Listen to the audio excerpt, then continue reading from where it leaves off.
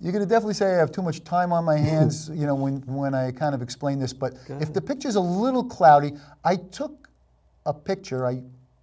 This was during the World Series.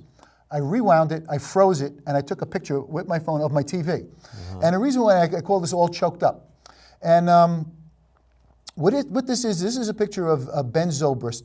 And the nation, I'm going to quote a little bit from a guy that wrote a column, because Zobrist slapped an opposite field hit that ended up being the game-winning hit of the World Series. And when I was watching it, I noticed that when he started the at-bat, he had his hands all the way down. And then with 2 strikes, he choked up.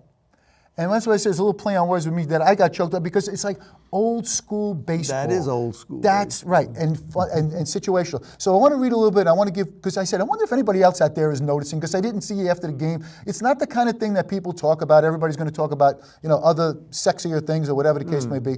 But you know, I did find a guy that agreed with me on the internet. His name is August Fagerstrom, and he wrote a column called "Ben Zobrist Will Not Be Underrated by the History Books." The nation finally got to know Ben Zobrist last year, 6 years after the Rays utility man turned superstar.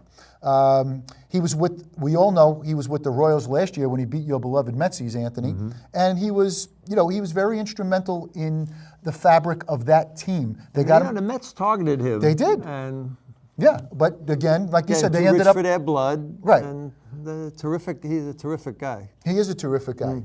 And but even last year, he really didn't get the credit he kind of deserved. He kind of got overlooked a little bit, and rightfully so. Eric Hosmer's mad dash, you know, to home plate, and then Ned Yost and, you know, Wade Davis and all of that. He plays 5 or 6 positions, right? You can play him anywhere. He does.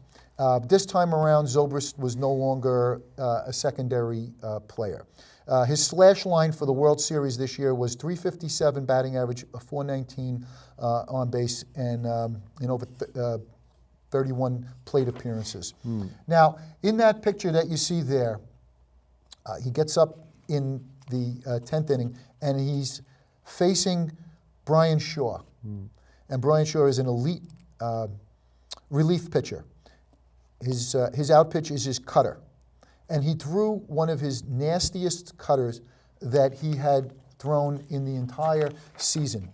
And there you see he's choked up because he's got 2 strikes, and it's a 98-mile-an-hour cutter located exactly where he wanted to put it, on the black, on the outside corner. And my point is, Anthony, unless he was choked up, unless he was thinking to protect the plate and go with the pitch, it would have never happened. So the pitcher makes a perfect pitch, and Zobrist does something even better. And he slaps it between third and the left field line, and that's the approach, and that's the situational hitting that I've been craving for.